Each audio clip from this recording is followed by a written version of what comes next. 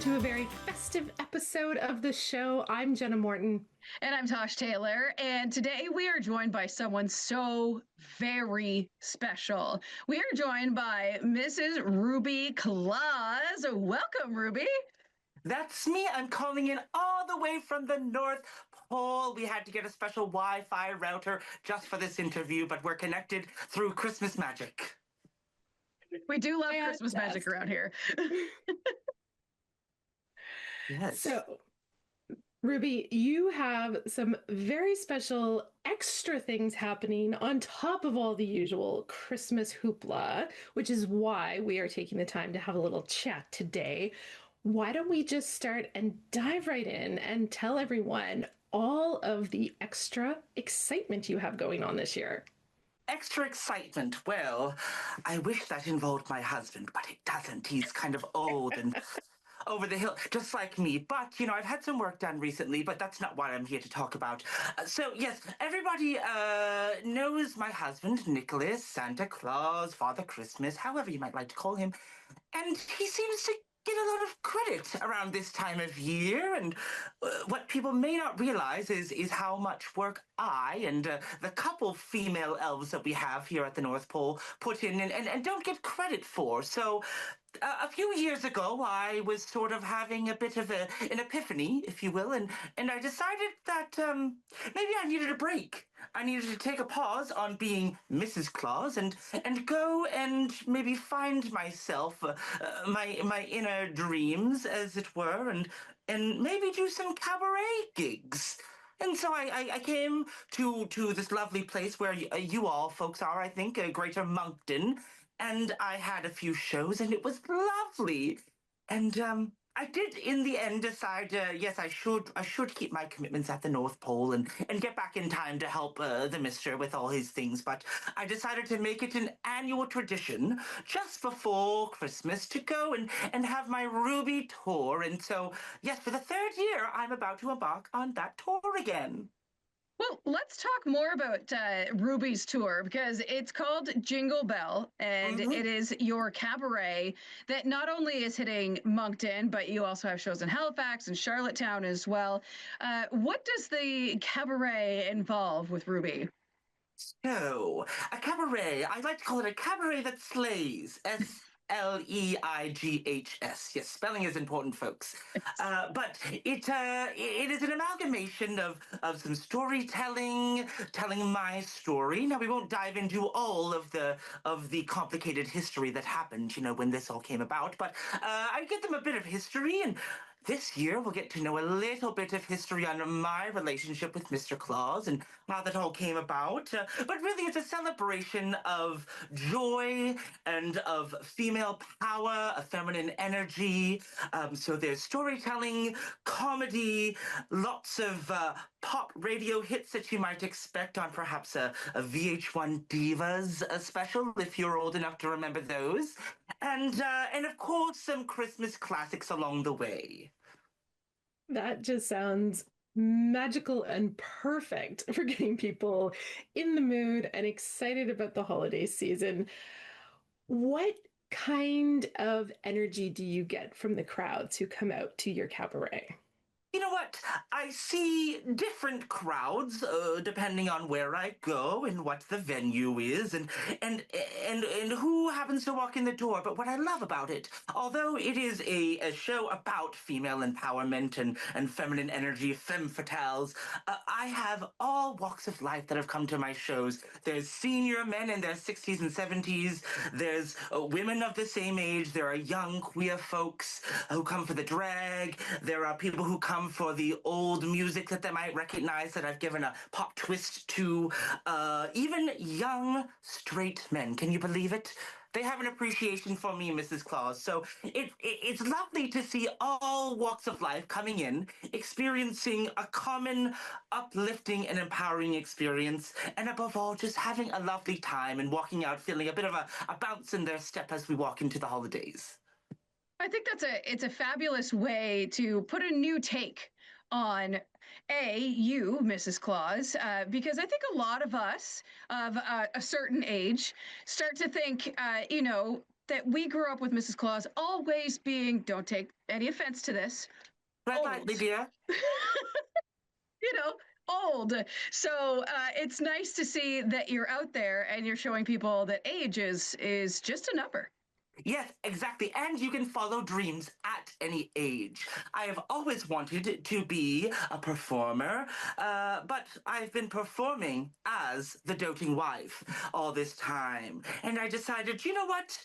You can keep your commitments and follow through on what you said you do, but also live your own life. And so that is what I'm doing. And look, I've grown my hair out.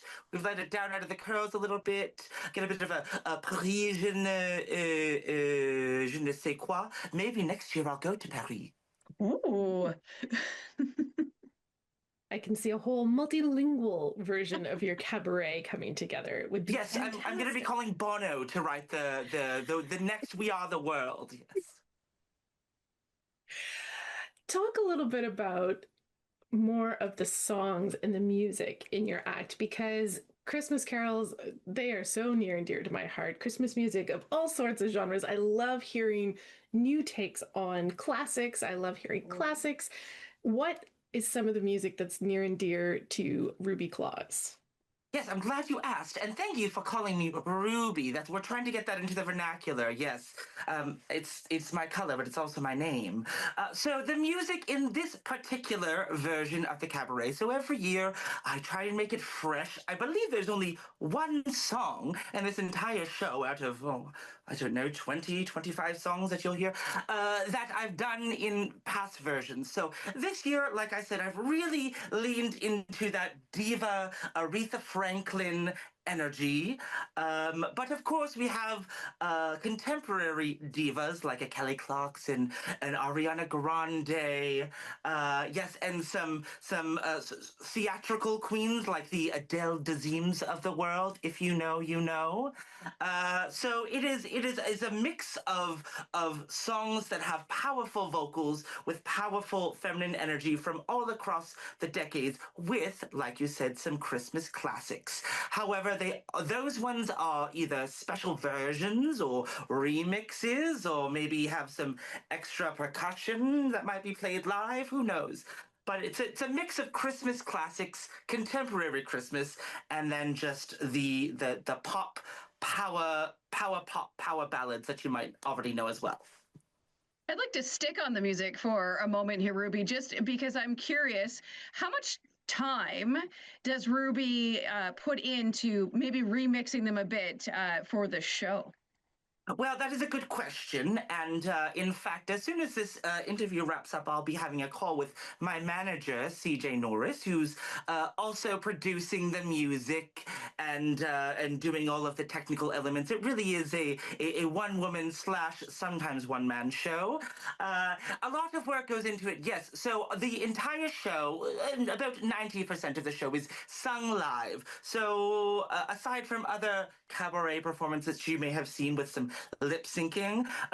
This one is all live vocals, so there is a lot of work that goes into choosing the right key to fit my voice. I do have a lower voice for a woman. I do understand that. So finding those moments and doing some medleys, because I want to squeeze in as much music as I can into the show. Of course, some songs get cut, left on the cutting room floor along the way, but yes, I do try and squeeze in as much as I can. So one number might have 3 or 4 songs along the way. So it's twists and turns and surprises as much as I can humanly possible get out of my body.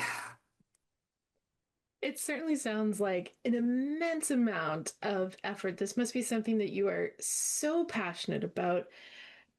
Talk a little bit more about when you first came to that realization that no, I owe this to myself to take the time and to do this. Absolutely. Well, like I said, some people have quarter life crises. Some people have midlife crises, and I had a senior life crisis. And I really was troubled. And I came here to Moncton, came down the Chocolate River. Yes, I flew into Riverview when they said that I had to go down in a gondola, which I did. I didn't know that was a thing here, but it is. So I arrived, and in the middle of my show, was still going back and forth of deciding on my priorities, my commitments, and is Nicholas going to change? Is he going to appreciate me more? Of course, I did. Definitely bring my mobile candlestick phone because I knew he would be having some trouble the first time I left him. And, I got a call. Where are my good spectacles? They're in the drawer next to your side of the bed. Which drawer? What, the other drawer underneath the first one where you keep your dentures? So really, he's sometimes a little bit clueless. It's not just Cher Horowitz who owns that title. So I was really struggling, and at intermission of my first Ruby cabaret, I really had a come to Jesus moment, a come to Mary moment, if you will, and I just let it all out there. I sang Hard Candy Christmas by Dolly. I love Dolly. Don't you love Dolly? Who doesn't? Doesn't. Yeah. Yes. And just like Dolly and those rumors that were going around, I'm not dying. I'm fine. A little bit of makeup can fix everything. But, and that is when I had that spark of a moment. And like I said, I decided that I will finish my tour and I will go back to the North Pole, but I will make it a priority. That is it. Prioritizing the balance, prioritizing joy, and prioritizing your own happiness as well as your commitments to others. Excellent, excellent. I love that, Ruby, so much. You mentioned your manager, CJ Norris, and I think that we here in the Greater Moncton area know very well who CJ is because CJ is really, I'm going to use the term famous here in the Greater Moncton area. Oh, wow. Yes. Didn't put that on his resume, but I hope so. Chose him anyway. But is that why you decided to start working with CJ? How did the two of you come together to create this show? Because I'm struggling to figure out how CJ has the time. Yes, well, I know that CJ has been called a mixed bag of tricks, is a term that is sort of attached. And he decided to start producing drag shows during the Pandy season 1. Did you watch that one on Netflix? Sad to have missed it. And it really was an opportunity for him to express that other side, that feminine energy through musical theater, through drag, through comedy. And so I knew he had experience in this sort of thing and this expertise. And then when he was deciding in 2023 for his next project, he said, what is missing in the landscape of Christmas programming? What is something that people haven't seen and heard over and over again? And so he had this idea and he sent, I think, a pigeon or a dove with a letter to the North Pole, and it landed in my hands, and it was just a match made in North Pole heaven. So yes, he works very hard, and juggles a lot of different things. But around this time of year, this is a big thing that he's hoping, with me and him working together, will continue to be an annual tradition that will grow beyond the Maritimes eventually. Good. We feel the same. Fantastic to have such big goals. I love the big dreams and the big vision that this is just going to keep growing. Dreams are made of. The Hillary Duff. She's having a comeback, just like me. I love it. So you've grown to 3 cities for the tour now? Grown? No, we actually we're shrunk a little bit. Just kidding. No, you can shrink. I mean, the tour. The tour, yes, we have. Yes, we have. So I will be starting off the tour in Halifax this coming Friday, November 28th, at the Bus Stop Theatre. It is a theatre. It is not just me performing for change at a bus stop. Although that would be all right. There's no problem with that. And then we're heading to Charlottetown, all the way across the Confederation Bridge. It's my first time on the island. At the Guild. The Guild, also a black box theatre, an intimate setting, and that is December 5th. So Halifax, November 28th.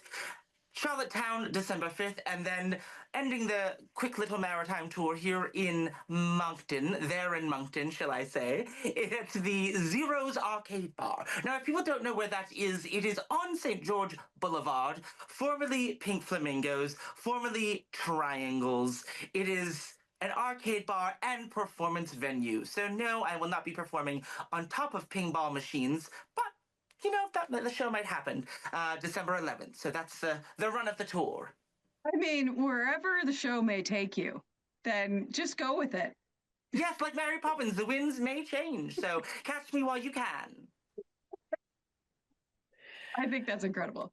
Before we wrap up our time, because I know I'm sure you have some practicing to do, maybe some sorry, packing. hold on.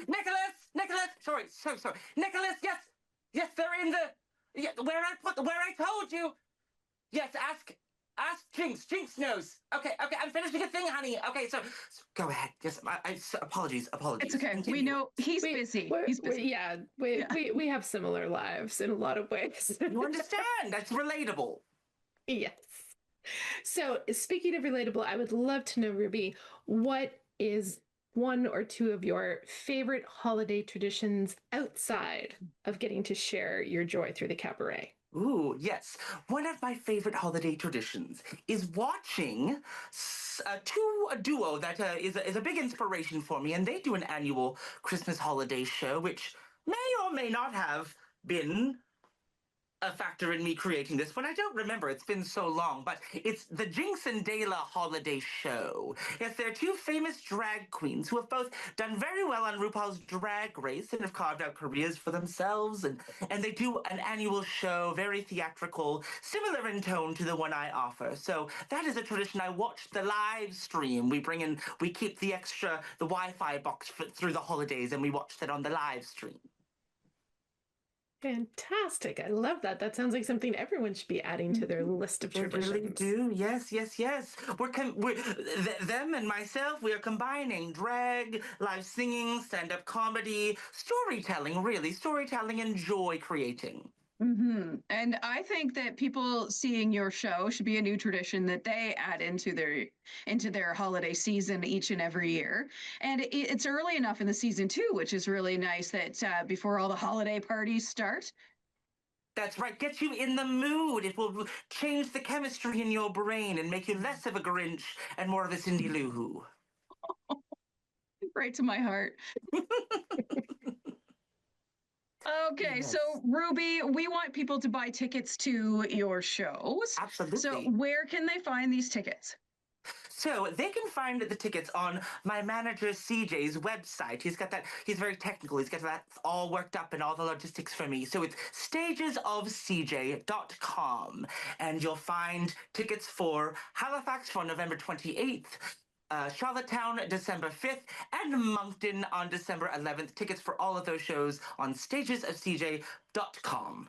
Amazing. Fantastic. Well, Ruby, thank you so much for taking some time out of your busy prep schedule and your busy North Pole schedule to spend some time with us. Thank you so much for having me. It's a joy. Did you want to bust into like a dance move before we... Oh, no, honey, I haven't got my good hips on. I don't. I've got to change them out every once in a while. The other ones are charging. Charging. And dance with my hands. Amazing. Thank you so much for being here today. And don't work the old man too hard. I will try not to. Nicholas! And thank you all for watching and listening and joining us. We will be back again next week with another episode. Until then, take care. Bye-bye.